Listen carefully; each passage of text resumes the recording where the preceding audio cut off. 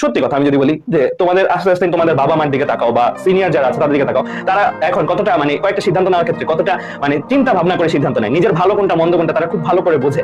তো তোমাদেরও ওই ক্যাপাসিটিটা গ্রো করানোটাই আসলে শিক্ষার উদ্দেশ্য।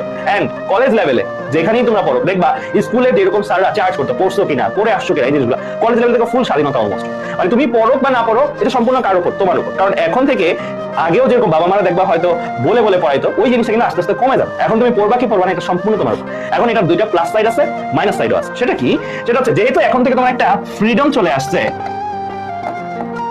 নিজের পড়াশোনার প্রতি, যে আমি পড়বো কতটুকু পড়বো, আমার পড়ার টাইমটা কতটুকু হবে, তুমি চাইলে ঘুমাইতে পারো, তুমি চাইলে পড়তে পারো। সো এই ফ্রিডমটা যেহেতু চলে আসছে, এই ফ্রিডমটা কেউ কেউ মিস ইউজ করবে, কেউ কেউ ইউটিলাইজ করবে, কেউ কেউ মিস ইউজ করবে, আবার কেউ কেউ ইউটিলাইজও করবে। সো দুইটা দুই রকম ভাইয়া। সো তুমি যদি ইউটিলাইজ করো, ইউটিলাইজ করার অর্থ কি? তোমার ফ্রি সময় আছে, তুমি যা চাও তা করতে পারো, এন্ড তুমি ভালো কাজগুলো করতেছো। ভালো কাজ মিন্স যেটা তোমাকে হয়তো এইচএসসি লেভেলে ভালো একটা গ্রেড, ভালো একটা রেজাল্ট দিতে পারে, যেটার মাধ্যমে তুমি যেই ড্রিমটা দেখছো সেই ড্রিমটাই তুমি স্টিক থাকতে পারলা।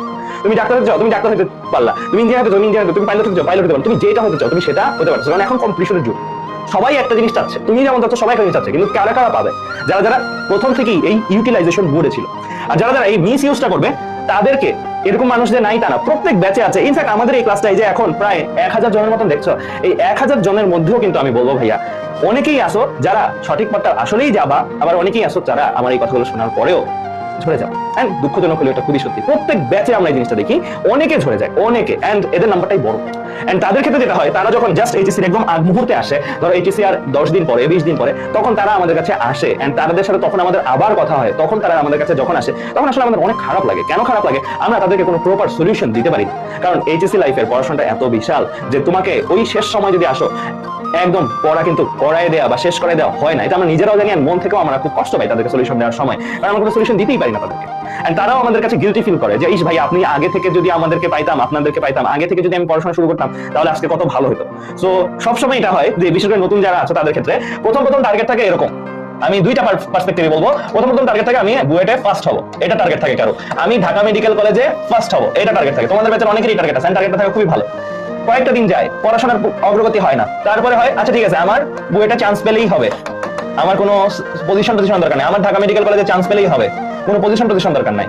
তারপরে আরো কয়েকটা দিন যায়, দেখে যে বুয়েটেও তো চান্স পাওয়াটা অনেক কঠিন, সহজ কিছু না, ঢাকা মেডিকেলেও তো চান্স পাওয়াটা সহজ কিছু না। তখন চিন্তা করে যে আচ্ছা ঠিক আছে আমি মোটামুটি একটা ইঞ্জিনিয়ারিং ইউনিভার্সিটি হইলেই হবে, ইঞ্জিনিয়ারিং করতে পারলেই হবে, কোনো একটা ইউনিভার্সিটি, পাবলিক ইউনিভার্সিটি, কোনো একটা গভর্নমেন্ট মেডিকেল কলেজ হলেই হবে। তারপরে একটা সময় পরে টার্গেট হয়ে যায় যে আমি মানে আস্তে আস্তে মানে টার্গেটটা কমতে স্টেপে স্টেপে, একটা সময় প্রাইভেট, একটা সময় প্রাইভেটও পারতেছি না, আমার এফোর্ড করার ক্যাপাসিটি নাই, দেন আমি অন্যান্য কিছু কারিগরি। সো মোট কথা তোমার এই টার্গেটটা ডে বাই ডে কমতে থাকবে যদি তোমার পরিশ্রম না হয়। পরিশ্রম এন্ড টার্গেট এই দুইটা পরস্পরের সঙ্গে, পরিশ্রম বাড়লে তোমার টার্গেটটাও কিন্তু তুমি স্টিক থাকতে পারবে। সো আমি চাই না তোমাদের কারো টার্গেট এই জায়গা থেকে একটা ড্রপও নামুক। আমি চাই তোমরা আজকে যে টার্গেটটা করতেছো, যে বড় এইম, বড় ড্রিম নিয়ে আসছো আমাদের কাছে, সেই ড্রিমটা শেষ পর্যন্ত থাকে। আজকে যে ড্রিমটা আছে, যদি 1 বছর পরে তোমাকে জিজ্ঞেস করে সেম ড্রিমটা, তুমি বলতে পারো যে হ্যাঁ ভাইয়া আমার ড্রিম ওইটাই আছে এন্ড আমি ওই লক্ষ্যেই আগাচ্ছি।